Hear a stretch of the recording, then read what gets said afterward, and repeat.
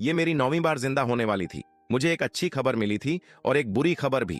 अच्छी खबर ये थी कि शेन चिंगयान मेरे किडनैप होते ही तुरंत उस क्रूज शिप पर पहुंच गई थी जहां मुझे बंदी बनाकर रखा गया था। बुरी खबर ये थी कि उसने अपने पहले प्यार के लिए खुद अपने हाथों से मुझे गोली मार दी। उसे लगता था कि मैं बार बार बिना किसी सीमा के वापस जिंदा हो सकता हूं, इसलिए उसने मेरी जिंदगियों की कभी परवाह नहीं की। लेकिन उसे नहीं पता था कि इस बार मैं सच में मर चुका हूं। सबके डरे हुए चेहरों के सामने शेन चिंगयान की गोली सीधे मेरे दिल में लगी।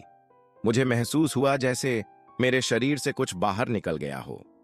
मेरी धुंधली होती चेतना में ऐसा लगा कि शेन चिंगयान ने मेरी आंखें बंद कर दी। ये तुम्हारे लिए सबक है, इतनी जलन करने का। मैं मर गया, ये मेरी 9वीं मौत थी और आखिरी भी। उसी पल मुझे सब कुछ याद आ गया। असल में मैं एक बिल्ली हूं, वो भी 9 पूंछों वाली। जिस दिन मैं बालिग हुआ था, मेरे पिता ने मुझसे कहा था कि हमारे कबीले में साथी ढूंढना और बच्चे पैदा करना बहुत आसान है। बस किसी एक इंसान का 9 जन्मों तक एहसान चुकाना होता है, फिर उसे स्पिरिट माउंटेन वापस ले जाकर हमेशा की जिंदगी दी जा सकती है। लेकिन मेरे साथ कुछ अलग हुआ। मेरी सारी 9 पूंछें इसी एक जन्म में उग आईं। मैं रिवर फॉरगेटफुलनेस के किनारे बहुत लंबे समय तक इंतजार करता रहा। आखिर मुझे पहली दयालु इंसान मिली जो मुझे सूखी मछली खिलाने को तैयार थी। मैंने बिना हिचकिचाए अपनी सारी यादें मिटा दी और उसे चुन लिया। मुझे लगा था कि शेन चिंगयान और मैं भी अपने पूर्वजों की तरह एक दिव्य जोड़ी बनेंगे। लेकिन मैंने कभी नहीं सोचा था कि 9 जन्म तो दूर, सिर्फ एक ही जन्म में मैं अपनी सारी 9 जिंदगियां गंवा दूंगा और फिर भी मुझे खुशहाल अंत नहीं मिलेगा। जब तक मेरे पिता मुझे लेने नहीं आते, मुझे अभी भी शेन चिंगयान के साथ रहना होगा। पहले की तरह इस बार भी शेन चिंगयान ने तब तक इंतजार किया जब तक मेरा शरीर पूरी तरह ठंडा नहीं हो गया। फिर वह मुझे वापस विला ले गई और उस बर्फीले ताबूत में रख दिया जो मेरी तीसरी बार जिंदा होने के बाद खास तौर पर बनवाया गया था। पिछले अनुभव के हिसाब से मुझे दोबारा जिंदा होने में सिर्फ 3 दिन लगते थे। सिर्फ 2 बार ऐसा नहीं हुआ था। एक बार जब मेरा दिल निकालकर जांग छेंग को दिया गया था और दूसरी बार हमारी लड़ाई के बाद हुए कार एक्सीडेंट में। लेकिन अफसोस, इस बार शेन चिंगयान को निराशा ही मिलेगी। मेरे पास अब कोई जिंदगी नहीं बची। 3 दिन तो छोड़ो, मैं 3 साल बाद भी वापस नहीं आऊंगा। मुझे बर्फीले ताबूत में रखने के बाद शेन चिंगयान ने मेरी तरफ दोबारा देखा तक नहीं। वह मुड़ी और सीधे अस्पताल चली गई। शेन चिंगयान को देखते ही जांग छेंग जल्दी से बोला, चिंगयान, छोटे भाई जोशियो का क्या हुआ? उसका इरादा नहीं था कि किडनैपर मुझे मारें। तुम उसे दोष मत देना। ये सुनकर मैं वहीं स्तब्ध रह गया। तो वो हमेशा शेन चिंगयान के सामने मुझे ऐसे बदनाम करता था। अब समझ आया कि शेन चिंगयान और मेरे बीच कभी लड़ाइयां क्यों खत्म नहीं होती थीं। और वो बेवकूफ शेन चिंगयान सच में हिचकिचा गई। फिर उसने माफी मांगनी शुरू कर दी। सॉरी सीनियर, ये किडनैपिंग जो शिव ने करवाई थी, लेकिन उसका कोई बुरा इरादा नहीं था। शायद वो सिर्फ जलन महसूस कर रहा था। 2 दिन बाद मैं उसे खुद आपके पास माफी मांगने भेज दूंगी। मैंने जांग छेंग की आंखों में चमकती खुशी साफ देख ली। सच में, हालांकि मैं इतनी बुरी तरह घायल हूं, फिर भी आपको छोटे भाई जोशु को दोष नहीं देना चाहिए। उसी समय मुझे अचानक सब समझ आ गया। असिस्टेंट ने कहा था कि किडनैपरों को पैसे भेजने वाला आईपी एड्रेस मेरे घर का था। सबसे पहले शेन चिंगयान नहीं हो सकती थी। उसके दिमाग में कुछ समस्याएं हो सकती हैं, लेकिन वह पूरी तरह पागल नहीं है। दूसरा, वो मैं भी नहीं था। अगर मैंने किया होता तो क्या मुझे खुद नहीं पता होता? तो फिर सिर्फ एक ही इंसान बचता था, जांग छेंग, जो मेरे घर को अपना घर समझकर जब चाहे अंदर आ जाता था। वो लड़का वाकई बहुत चालाक था। मैं पहले ही गुस्से से भरा हुआ था, लेकिन जब मैंने शेन चिंगयान को जांग छेंग की हर छोटी बड़ी जरूरत पूरी करते देखा, तो मेरा गुस्सा और बढ़ गया। अब सिर्फ यही अफसोस था कि मैं उसके सामने जाकर सवाल भी नहीं कर सकता था। शाम को जब शेन चिंगयान घर लौटी, तो वह मेरे बर्फीले ताबूत के पास आई। फिर उसने ठंडी हंसी छोड़ी। जोशु, जब तुम जागोगे तो उम्मीद है मेरे लिए कोई अच्छा स्पष्टीकरण तैयार कर चुके होगे। स्पष्टीकरण मेरी? झूठी। पिताजी अभी तक क्यों नहीं आए? मुझे नया शरीर कब मिलेगा ताकि मैं शेन चिंगयान की अच्छी तरह पिटाई कर सकूं? अगले दिन जियांग छंग अस्पताल से डिस्चार्ज हो गया। शन चिंगयान उसे खुद लेने गई, लेकिन जैसे ही दोनों अस्पताल से बाहर निकले, रिपोर्टरों ने उन्हें चारों तरफ से घेर लिया। शन चिंगयान तुरंत गुस्से में आ गई, लेकिन पीछे से एक रिपोर्टर नाराज होकर बोला, हमें तो जियांग छंग ने खुद बुलाया था, फिर डांट हमें क्यों पड़ रही है? शन ग्रुप की सीईओ का प्रेमी असल में सुपरस्टार जियांग छंग है। इस खबर ने पूरे एंटरटेनमेंट इंडस्ट्री में हलचल मचा दी। शन चिंगयान ने भौहें सिकोड़ लीं और कुछ कहने ही वाली थी, तभी जियांग छंग आगे बढ़ा। उसने वही लहजा अपनाया जिसे सुनकर किसी का भी हाथ उठ जाए। चिंगयान, मेरी चिंता मत करो, अभी सबसे जरूरी बात सच्चाई साफ करना है। अगर नेटिजन्स मेरा मजाक उड़ाए तो भी मुझे कोई फर्क नहीं पड़ता। ये सुनते ही शन चिंगयान के हाथ में पकड़ी पेन और कस गई। कुछ देर बाद उसने कहा, कुछ भी स्पष्ट करने की जरूरत नहीं है। ऐसी अफवाहें अगर नजरअंदाज कर दी जाए तो कुछ दिनों में खुद खत्म हो जाती है। जियांग छंग ने चिंता जताते हुए पूछा, अगर छोटे भाई जोशू को पता चल गया तो क्या वो नाराज नहीं होगा? ये सुनकर शन चिंगयान पूरी तरह शांत हो गई। कोई बात नहीं, उसे पता नहीं चलेगा। उसे लगता है कि मैं अभी तक जिंदा नहीं हुआ हूं, इसलिए वो जो चाहे कर सकती है ना?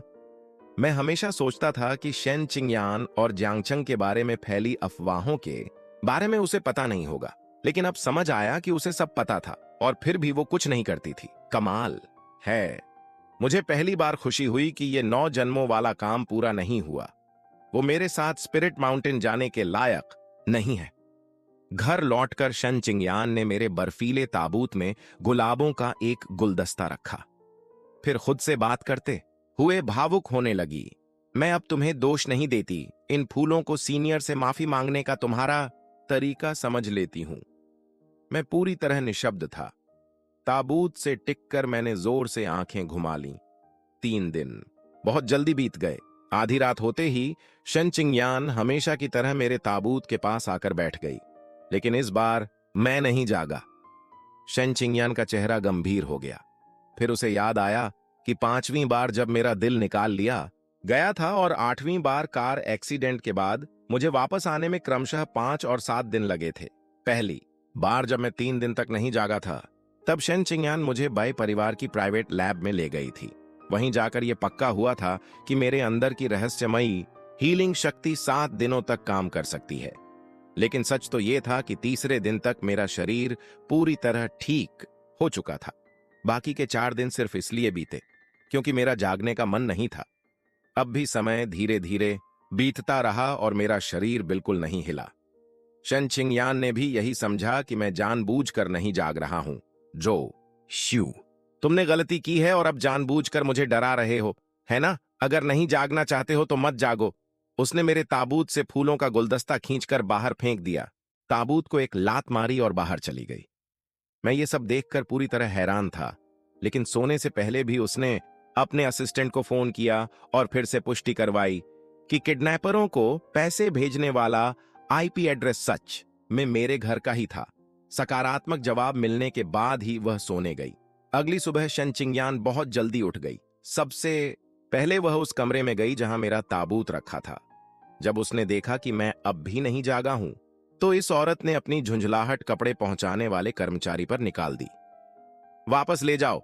इतना खराब मूड है तो फिर इतने महंगे कपड़े खरीदने की क्या जरूरत है? शादी की सालगिरह मनाने की क्या जरूरत है? 5वें दिन भी मैं नहीं जागा। शन चिंगयान के लिए जो 1 हफ्ते की ड्रेसिंग मैंने पहले से तैयार करके रखी थी, उसमें अब आखिरी कपड़ा बचा था।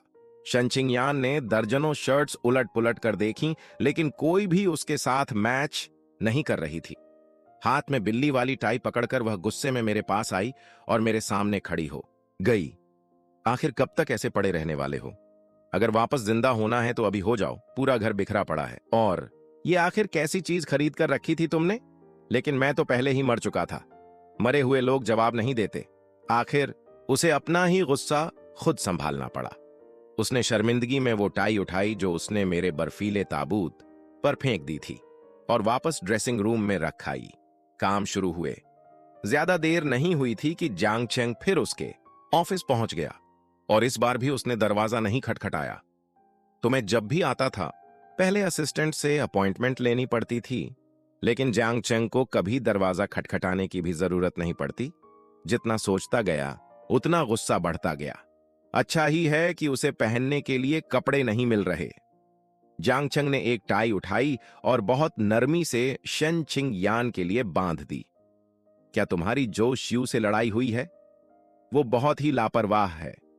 गुस्सा अपनी जगह है, लेकिन तुम्हारी इज्जत का भी तो ख्याल रखना चाहिए। शेन चिंगयान ने चिढ़कर वही टाई डीली कर दी जो जांग चंग ने अभी अभी बांधी थी। ऐसी बात नहीं है। मैंने तुरंत नजरें फेर लीं। जो दिखाई न दे वही बेहतर है। शेन चिंगयान शायद भूल चूकी थी कि हमारी शादी के समय उसने मुझसे वादा किया था कि चाहे कार की आगे वाली सीट हो या उसकी टाई बांधना, पति पत्नी के बीच की ये सबसे खास बातें सिर्फ मेरी होंगी। खैर, अब मैं मर चुका हूं। दोनों को जो करना है करने दो। जांग चंग ने ऐसे ही सामान्य अंदाज में कहा, असल में पति पत्नी के बीच निभाने के भी कुछ तरीके होते हैं। चिंगयान, तुम हमेशा जो शू के सामने झुक नहीं सकती। शेन चिंगयान का चेहरा थोड़ा उतर गया और वह चुप रही। जांग चंग को कोई जल्दी नहीं थी। उसने उसके लिए कॉफी बनाई और फिर सोफे पर बैठ गया। सीनियर, मुझे आपसे एक मदद चाहिए। जांग चंग एक वैरायटी शो के लिए उससे घर उधार लेना चाहता था। ऐसा घर जो देखने में लगे कि वहां लोग रोज रहते हैं। साथ ही उसे शो में अपने किसी रिश्तेदार के रूप में एक गेस्ट भी चाहिए था। यह सुनते ही मुझे सब समझ आ गया। इन शर्तों पर सिर्फ वही विला फिट बैठता था जहां मैं और शेन चिंगयान रहते थे।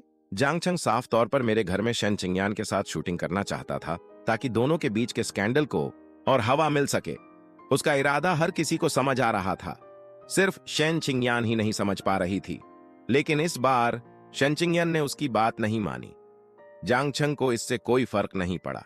जाने से पहले उसने उसे एक सलाह दी। तुम लोगों की शादी को 7 साल हो चुके हैं, है ना? कभी कभी लंबे समय से साथ रहने वाले जोड़ों को भी थोड़ा संकट महसूस होना चाहिए। अगर मेरा रिलेशनशिप कोच यहां होता तो शायद मुझे अपनी छोटी नोटबुक निकालकर ये सारी ग्रीन टी वाली बातें लिखने को कहता ताकि मैं आगे चलकर इन्हें इस्तेमाल कर सकूं। लेकिन शेन चिंगयान ने इस बात का अपना ही मतलब निकाल लिया। घर लौटने के बाद वह एक छोटा स्टूल लेकर मेरे पास बैठ गई। उसने असिस्टेंट से प्रिंट करवाए हुए अपने और जांग चंग के स्कैंडल वाले सारे लेख निकाले और मुझे एक एक शब्द पढ़कर सुनाने लगी। सब पढ़ने के बाद वह खड़ी हुई और बोली, हालांकि ये सब अभी झूठ है, लेकिन अगर तुम जल्दी नहीं जागे तो ध्यान रखना, ये सच भी हो सकता है। मैं पूरी तरह निशब्द था। हाँ हाँ, बिल्कुल सच। तुम दोनों तो एकदम परफेक्ट जोड़ी हो। अफसोस कि वह मेरी बात सुन नहीं सकती थी। अब छठा दिन आ चुका था। शेन चिंगयान ने देखा कि मैं उसके सामने अब भी बिल्कुल नहीं हिल रहा। उसका चेहरा गुस्से से काला पड़ गया। उसने तुरंत फोन मिलाया। सीनियर, रिकॉर्डिंग के लिए मेरे घर आ जाइए। वैसे भी जो शू वापस आने का कोई इरादा नहीं रखता। जांग चंग तुरंत अपना सामान और बैग लेकर मेरे घर आ पहुंचा। जैसे ही वह अंदर आया, उसके साथ आए चारों असिस्टेंट्स ने घर का पूरा सामान इधर उधर करना शुरू कर दिया। शेन चिंगयान उन्हें रोकना चाहती थी, लेकिन जांग चंग बोल पड़ा, चिंगयान, ये एक लाइव स्ट्रीम शो है। मैं फैंस को ये नहीं जानने दे सकता कि ये मेरा घर नहीं है, और वैसे भी घर का लेआउट बदलने से जो शू की प्राइवेसी सुरक्षित रहेगी। ये सुनकर शेन चिंगयान चुप हो गई। उन्होंने मेरा मैरिज सर्टिफिकेट हटाकर उसकी जगह शेन चिंगयान और जांग चंग की फोटो रख दी। उन्होंने मेरी सारी रोजमर्रा की चीजें हटा दी। घर में सिर्फ जांग चंग और शेन चिंगयान का सामान बचा, वो भी सब मैचिंग कपल सेट में। यहां तक कि मेरी पूरी अलमारी भी जांग चंग के कपड़ों से भर दी गई। आखिर में जब जांग चंग मेरा शादी वाला रिंग पहनने लगा, तब शेन चिंगयान खुद को रोक नहीं पाई। उसने उसे रोक दिया। जांग चंग ने नरम आवाज में कहा, चिंगयान, तुमने शादी की अंगूठी पहनी हुई है। अगर मैं नहीं पहनूंगा तो दर्शकों को अजीब लगेगा। शेन चिंगयान कुछ पल चुप रही। फिर भी उसने मेरी अंगूठी जांग चंग को नहीं दी। उसकी जगह उसने अपने हाथ की शादी वाली अंगूठी उतार दी, और तभी लाइव स्ट्रीम टीम घर पहुंच गई। इस घर में अब हर तरफ जांग चंग की मौजूदगी दिखाई दे रही थी। मेरे बारे में जो भी चीज थी, सबको उठाकर स्टोर रूम में ठूंस दिया गया था, जैसे एक पल में इस घर का मालिक ही बदल गया हो। लाइव स्ट्रीम टीम घर में घुसते ही सबसे पहले उनके रिश्ते के बारे में पूछने लगी। हमेशा की तरह शेन चिंगयान ने अपने सीनियर की इज्जत बचाई। हम परिवार हैं।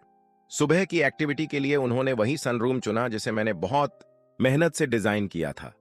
जांगचंग आराम से उस बीन बैग पर लेटा हुआ था जिसे मैंने बड़ी सोच समझकर चुना था। वो मेरी इकट्ठी की हुई कॉफी का स्वाद ले रहा था। लाइव स्ट्रीम में सभी लोग उनकी जोड़ी की तारीफ कर रहे थे, लेकिन मैं शेन चिंगयान के शांत चेहरे के पीछे छिपी बेचैनी साफ देख सकता था। आज 7वां दिन था।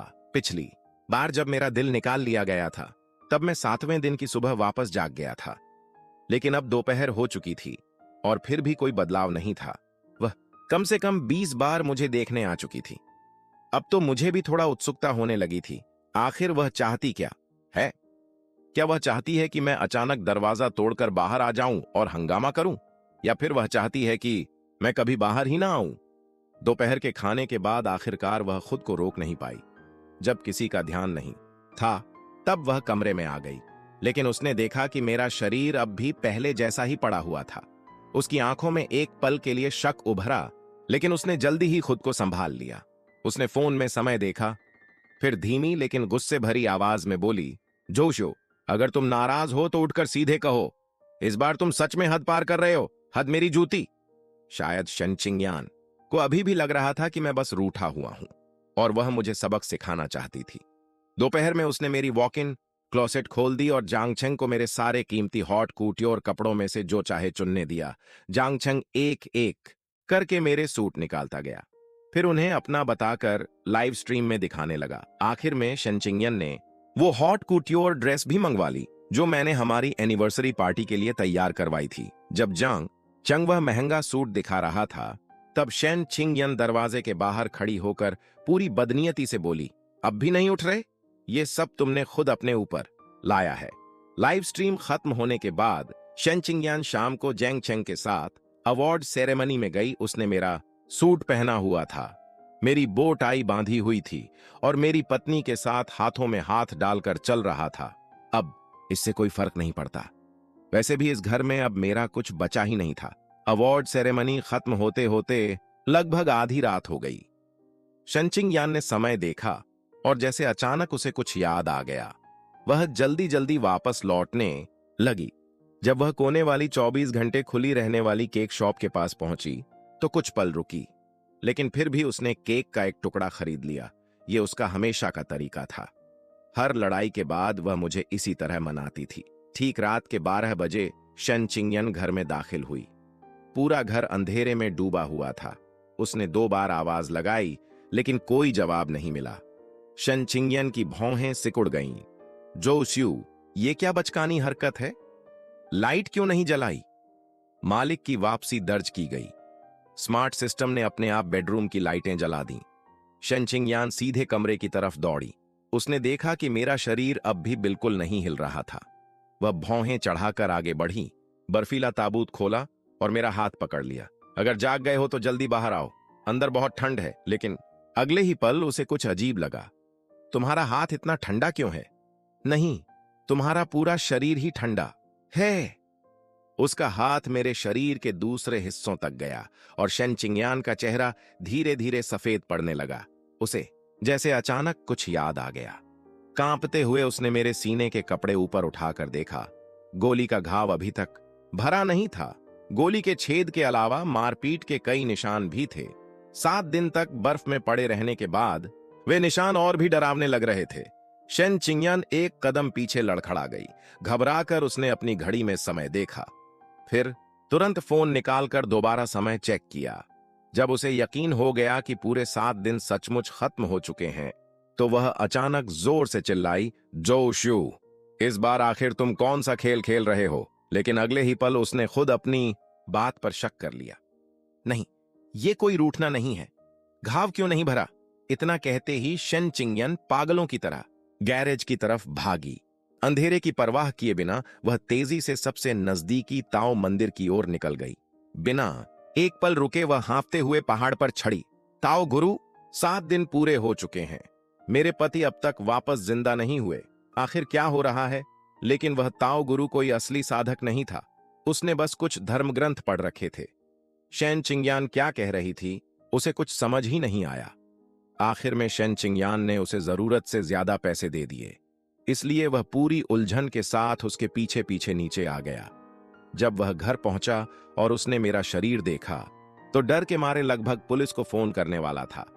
शन चिंगयान की घबराहट और हमारा मैरिज सर्टिफिकेट देखकर उसने सावधानी से कहा, मरे हुए लोग वापस जिंदा नहीं होते, आपको अब आगे बढ़ जाना चाहिए। लेकिन शन चिंगयान ये बात मानने को तैयार नहीं थी। उसने बेचैनी में हाथ हिलाने शुरू कर दिए। उसकी आंखों में आंसू भर आए। मेरे पति को वापस जिंदा होना चाहिए था। पहले उन्हें ज्यादा से ज्यादा 7 दिन लगते थे। ताओ गुरु की आंखें हैरानी से फैल गईं। उसे लगा कि शायद उसका सामना किसी मानसिक रूप से अस्थिर इंसान से हो गया है।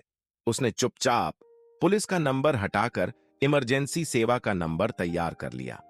जल्दी ही शन चिंगयान ने उसकी अजीब नजर पकड़ ली। वह धीरे धीरे शांत हुई। तो तुम भी किसी काम के नहीं हो? फिर भी उसने बाकी पैसे उसे दे दिए। इसके बाद उसने असिस्टेंट जांग को फोन लगाया। 100 किलोमीटर के अंदर जितने भी सबसे ताकतवर गुरु हैं, सबको ढूंढकर मेरे पास लेकर आओ। असिस्टेंट जंग कड़वी हंसी के साथ बोला, बॉस, अभी आधी रात है, मुझे अभी चाहिए। फोन काटने के बाद शन चिंगयान वापस बेडरूम में आई। वह खोई हुई नजरों से मेरे शरीर को देखती रही। अगर तुम्हें गुस्सा करना है तो जितना करना है कर लो। अपनी ही जान को लेकर कोई मजाक कैसे कर सकता है? शन चिंगयान ने मेरे दोनों हाथ पकड़ लिए और उन्हें अपनी सांसों से गर्म करने लगी।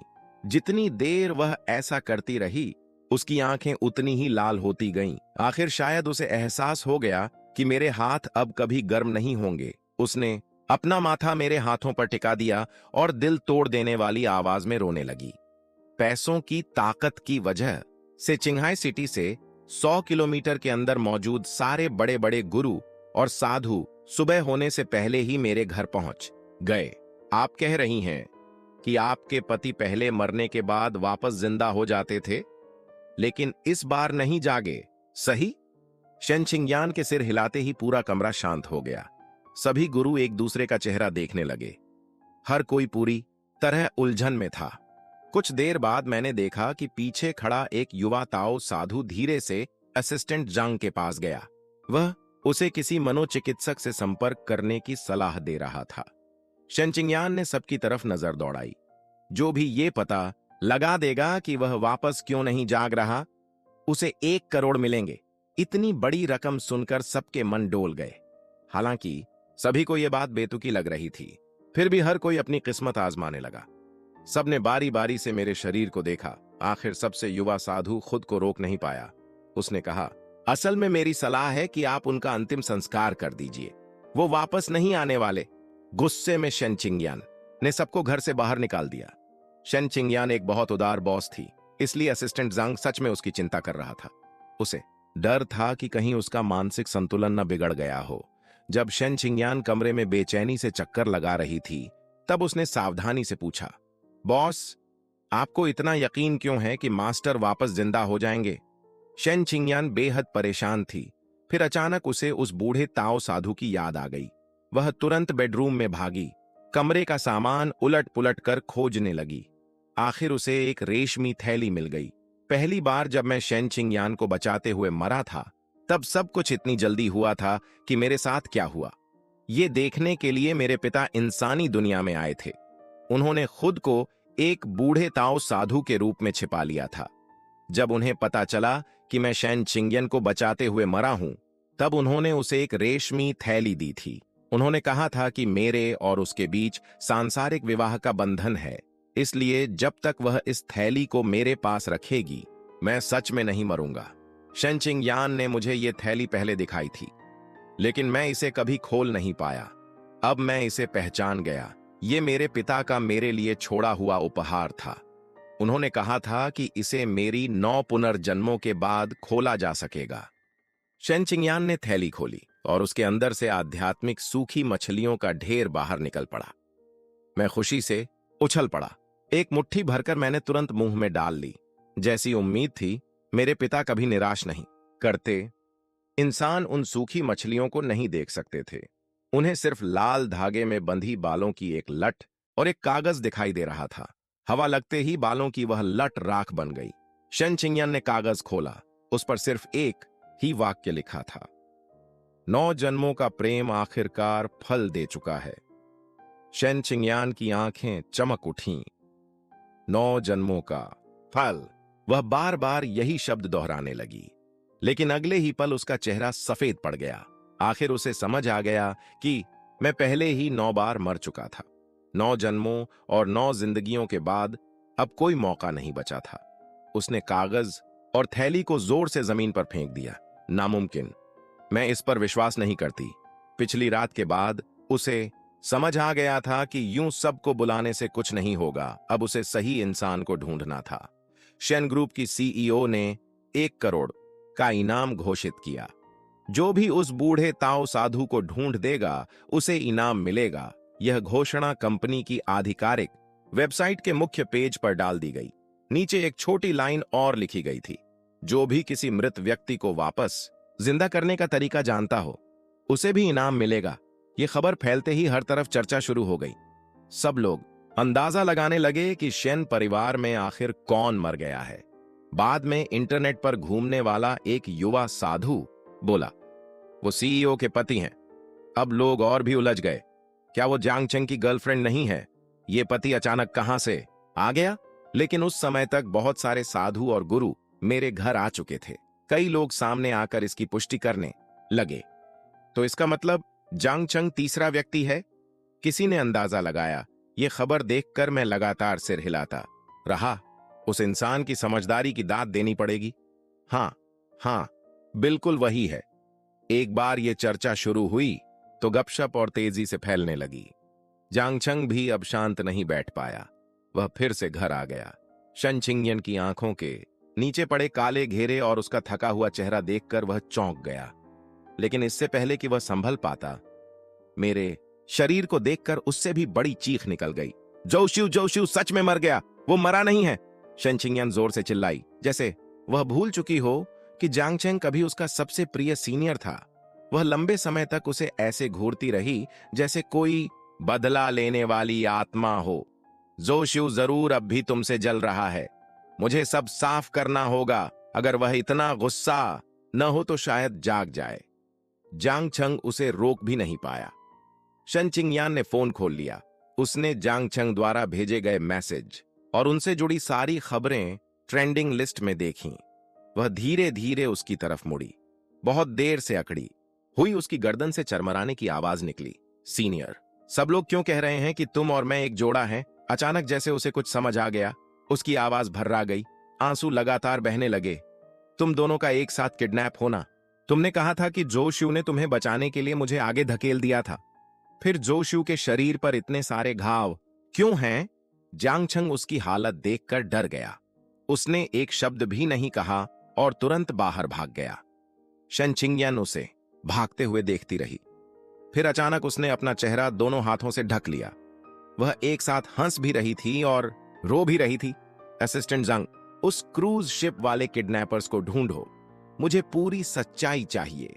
वो बूढ़ा ताओ साधु अभी तक नहीं मिला था, लेकिन क्रूज शिप वाली घटना की जांच करना आसान था। जांग चेंग ने जिन लोगों को पैसे देकर हमला करवाया था, किडनैपर्स उसकी पहचान नहीं जानते थे, लेकिन पैसों का लेन देन ट्रेस किया जा सकता था।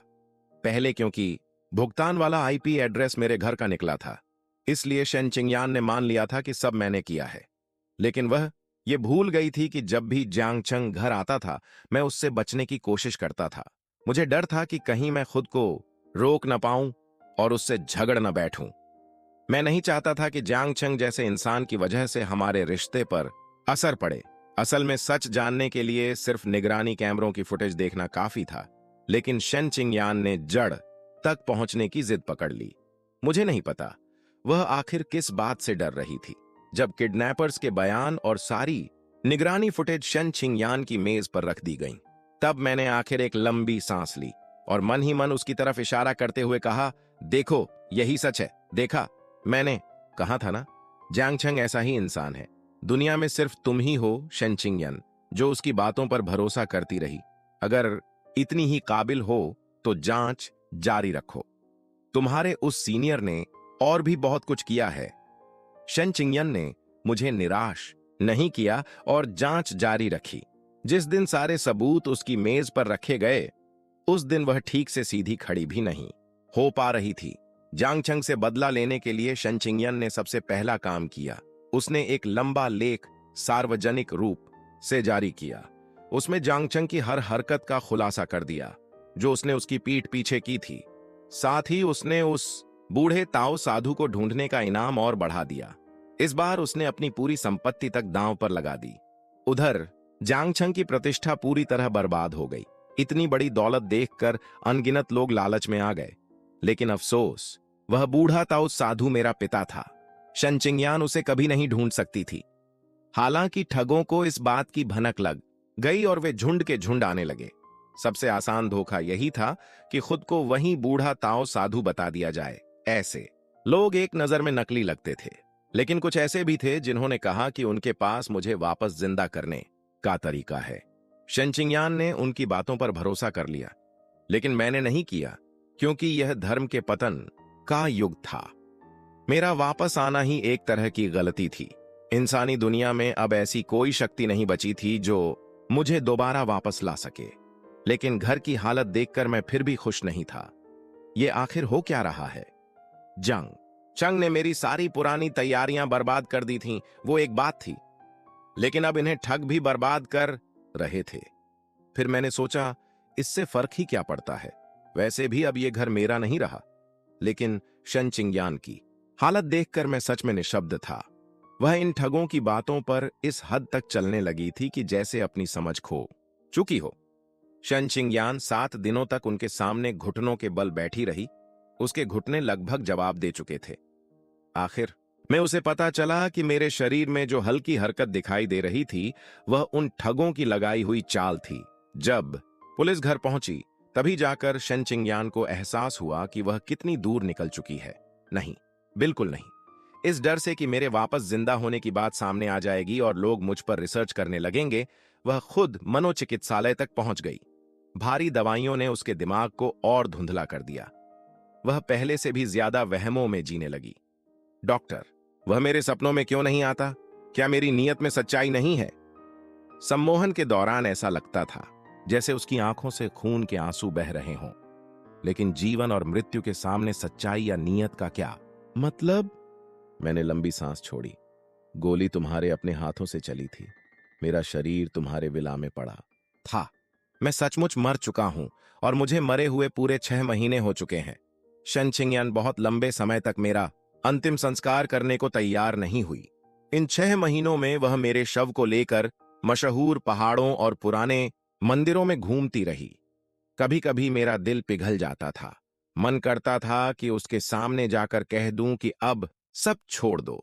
जांग छंग की बनाई हुई किडनैपिंग योजना में विदेशी अपराधी शामिल थे, इसलिए मेरे शरीर की फॉरेंसिक जांच होना जरूरी था। लेकिन शन चिंगयान ने पूरी ताकत से इसका विरोध किया। हालांकि उससे क्या बदलने वाला था? पुलिस ने उसे भी गिरफ्तार कर लिया, क्योंकि उन किडनैपर्स ने बयान दिया था कि गोली उसी ने चलाई थी। जांच रिपोर्ट शन चिंगयान के सामने रखी गई। रिपोर्ट में साफ लिखा था कि मेरे शरीर पर कई जगह गहरे चोटों के निशान थे। अगर शन चिंगयान की चलाई हुई वह गोली न लगी होती तो शायद मैं अस्पताल तक पहुंच भी जाता। लेकिन आखिरकार उसी गोली ने मुझे पूरी तरह खत्म कर दिया। शन चिंगयान ने रिपोर्ट को टुकड़े टुकड़े कर दिया। तुम लोग मुझसे झूठ बोल रहे हो। ये जो स्यू नहीं है, वह बस गुस्सा है और जागना नहीं चाहता। वह कैसे मर सकता है? मैंने आंखें घुमा लीं। ये सवाल खुद से पूछना चाहिए, मैं क्यों मरा? शन चिंगयान ने अपराध स्वीकार करने से इनकार कर दिया। शन परिवार ने उसके लिए सबसे महंगे वकील रखे। उन्होंने सारा दोष जांग छंग पर डालने की कोशिश की। जहां तक गोली चलाने की बात थी, उसके खिलाफ सिर्फ किडनैपर्स की गवाही थी, कोई और सीधा सबूत नहीं था। आज भी शन चिंगयान को यकीन था कि अगर वह किसी असली ताओ साधु को ढूंढ ले तो मैं वापस आ सकता हूं। उस जैसी अमीर और मानसिक रूप से अस्थिर इंसान स्वाभाविक रूप से बहुत से शिकारी लोगों को आकर्षित करती है। उदाहरण के लिए एक संगठन ने उसे निशाना बनाया। उन्होंने शन चिंगयान से कहा कि अगर कोई मेल खाने वाला दिल मिल जाए तो वे मुझे वापस जिंदा कर सकते हैं। असल में उनका मकसद सिर्फ उससे पैसे ऐंठना था। वे उसके पैसों से उपयुक्त हार्ट डोनर खोजने का नाटक करना चाहते थे। लेकिन शन चिंगयान को जांग छंग याद आ गया। उसके मन में एक सवाल उठा। क्या उस दिल से ज्यादा उपयुक्त कोई दिल हो सकता है जो कभी मेरे शरीर से निकालकर जांगछंग को लगाया गया था? जांगछंग को देखकर मैं कुछ पल के लिए चुप रह गया। शेन चिंगयन हमेशा कहती थी कि वह उसके गुरु का इकलौता बचा हुआ बेटा है। उसी समय उसने हर तरीका अपनाकर मेरा दिल जांगछंग को ट्रांसप्लांट करवा दिया था, क्योंकि उसे दिल की बीमारी थी। जांगछंग की वजह से हमारे बीच अनगिनत झगड़े हुए। मेरी 7वीं मौत भी उसी की वजह से हुई थी। जब कोई भारी चीज गिर रही थी, तब शेन चिंगयन ने बिना सोचे मुझे धक्का देकर जांगछंग को बचाने के लिए आगे कर दिया था। मैंने कभी नहीं सोचा था कि बात यहां तक पहुंच जाएगी। इस बार शेन चिंगयन फिर से 7 दिनों तक घुटनों के बल बैठी रही, पहले किसी भी समय से ज्यादा समर्पित होकर, लेकिन आखिर में उसे कुछ हासिल नहीं हुआ। फिर मेरा शरीर मेरे चाचा वापस ले गए। इतनी बार इधर उधर ले जाए जाने के बाद उसे पहचानना भी मुश्किल हो गया था। क्योंकि मैं अनाथ था, इसलिए शेन चिंगयन ही मेरी सबसे करीबी रिश्तेदार मानी जाती थी। उसने पूरी ताकत से मेरे अंतिम संस्कार का विरोध किया, क्योंकि उसे पूरा यकीन था कि मैं अभी भी वापस आ सकता हूं। इसी वजह से उसने सबसे महंगे वकील रखे और अपराध स्वीकार करने से इनकार कर दिया। अब तो मैं खुद भी नहीं समझ पा रहा, क्या शेन चिंगयन सच में मानती है कि मैं मरा नहीं हूं, या फिर वह सिर्फ इस सच्चाई को स्वीकार नहीं कर पा रही कि मुझे मारने वाली वही थी। जब मैं पहली बार मरा था, तब शेन चिंगयन भी लगभग ऐसी ही पागल हो गई थी। एक समय था जब उसकी इस हद तक की मोहब्बत मुझे छू जाती थी, लेकिन अब उसे देखकर सिर्फ घिन आती थी। वह मेरे शव को साथ लेकर हमारी शादी की सालगिरह का भव्य समारोह मना रही थी। मेरे हाथों में अब शादी की अंगूठियां भी नहीं थीं। निमंत्रण पाने वाले ज्यादातर लोग आना भी नहीं चाहते थे, लेकिन उसे इसकी कोई परवाह नहीं थी। उसने सार्वजनिक निमंत्रण जारी कर दिया। जो भी आकर हमें आशीर्वाद देगा, उसे 500 युआन मिलेंगे। दुनिया में साहसी लोगों की कमी नहीं होती। कुछ लोग सिर्फ पैसे कमाने के लिए आ गए। इस तरह हमारी सालगिरह की पार्टी काफी चहल पहल वाली बन गई। उसे मेरे पास सिर झुकाकर आंखें बंद किए बैठे देखकर मुझे धुंधला सा याद आया कि मूल कहानी में शायद वह भी एक खलनायक थी। शेन चिंगयन को मेरा शव पकड़े हुए देखना सच में असहनीय था। मैं लगभग हर दिन अपने पिता के आने का इंतजार करते हुए दिन गिनता रहता था, और जब मेरी सहनशक्ति जवाब देने वाली थी, तब आखिरकार पिता आ गए। तू मरी हुई बिल्ली का बच्चा, मैंने तुझे कहा था कि पढ़ाई के समय ध्यान लगाया कर। मैंने तुझे कहा था कि एक साथ 9 पूंछें मत उगाना। मुझे देखते ही पिता ने अपनी छड़ी उठाई और मेरी पिटाई शुरू कर दी। उन्होंने मेरी उन पूंछों की भी धुनाई कर दी जो अब मौजूद ही नहीं थीं। जब मेरी आंखों में आंसू आ गए, तब जाकर उनका गुस्सा शांत हुआ। सबसे पहले उन्होंने अपना असली रूप धारण किया, फिर एक स्टूल उठाया और शेन चिंगयन की अच्छी खासी पिटाई कर दी। मैंने पिता को रोक दिया। उसे मारने का हक मेरा था। तभी तो मेरा गुस्सा सच में शांत होता। मन का सारा बोझ उतरते ही मैं बहुत हल्का महसूस करने लगा। मेरा शरीर भी वापस आ गया। शेन चिंगयन की बाहों में पड़ा मेरा भौतिक शरीर अब अंतिम संस्कार का मोहताज नहीं था। वह चमकते हुए प्रकाश के टुकड़ों में बदलकर बिखर गया, लेकिन शेन चिंगयन को उसकी कोई परवाह नहीं थी। वह सिर्फ लालच भरी नजरों से मुझे देख रही थी। सब लोग कहते थे कि तुम मर गए हो, लेकिन मैंने कभी विश्वास नहीं किया। मुझे पता था कि एक दिन तुम मेरे सपनों में जरूर आओगे। मैंने फिर से स्टूल उठाकर उसे एक और मार दी। ऐसा मत दिखाओ जैसे किसी दुख भरी प्रेम कहानी की नायिका हो। जब मैं जिंदा था, तब तो मैंने तुम्हें मेरे लिए इतना अच्छा होते नहीं देखा। किसी के मर जाने के बाद होने वाला पछतावा किसी काम का नहीं होता। जाकर आत्मसमर्पण करो। मैं बर्फीले ताबूत से टिककर उसके सामने बैठ गया। अगर मैं आत्मसमर्पण कर दूं, तो क्या तुम मुझे माफ कर दोगे? नहीं, यह तुम्हारे कर्मों का फल है। शेन चिंगयन 2 बार हंस पड़ी, लेकिन उसकी हंसी रोने से भी ज्यादा दर्दनाक लग रही थी। तो फिर मैं न जाने का फैसला भी कर सकती हूं।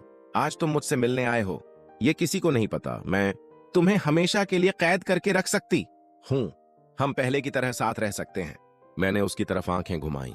मेरे हाथ फिर से स्टूल उठाने के लिए मचलने लगे। असल में हम दोनों जानते थे कि मेरी शक्ति इस दुनिया की सीमाओं से परे थी। अगर मैं चाहता तो किसी भी समय सारे सबूत सामने ला सकता था और उसे सजा दिला सकता था। उसे आत्मसमर्पण करने का मौका देना मेरे द्वारा दिखाई गई आखिरी दया थी। जाने से पहले मैंने शेन चिंगयन को इन 9 बार के पुनर्जीवन कि पूरी सच्चाई बता दी। वैसे उस समय जो सूखी मछली का छोटा टुकड़ा तुमने मुझे खिलाया था, वह सच में बहुत स्वादिष्ट था। उसने कोई प्रतिक्रिया नहीं दी। उसके चेहरे पर सिर्फ गहरी थकान दिखाई दे रही थी। मैं शून्य से उसे देखता रहा। वह धीरे धीरे पुलिस स्टेशन के अंदर चली गई। सीढ़ियां उतरते समय उसकी पीठ पहले से ज्यादा झुकी हुई लग रही थी। प्यार सच में दुनिया की सबसे थका देने वाली चीज है। पिताजी अब भी मुझे समझा रहे थे, ऐसी बातें बहुत आम होती हैं। बगल वाले घर का वो लड़का तो अभी तीसरी बार इस सब से गुजर रहा है। पहली बार उसे एक घटिया आदमी मिला, दूसरी बार एक घटिया औरत, और तीसरी बार ऐसा इंसान जो दोनों तरफ खेलता था। आखिर इंसानी भावनाएं अक्सर मुश्किल हालात में पैदा हुई एक पल की भावना से शुरू होती हैं, फिर धीरे धीरे रोजमर्रा की छोटी छोटी बातों में घिसती चली जाती हैं। आखिर में अगर लोग दुश्मन न बने तो वही बहुत बड़ी बात होती है।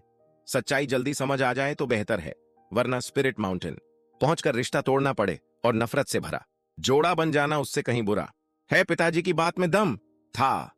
मैं अपनी सेहत ठीक करने के लिए लिंगशान लौट गया। अगर मैं कभी इस दुनिया में वापस भी आया तो उसमें कई साल लग जाएंगे। तब तक शेन चिंगयान से दोबारा मिलने का कोई मौका नहीं होगा। बाद में पड़ोस वाली लड़की ने बताया कि उसके पास शेन चिंगयान का जाने से पहले रिकॉर्ड किया हुआ एक संदेश है।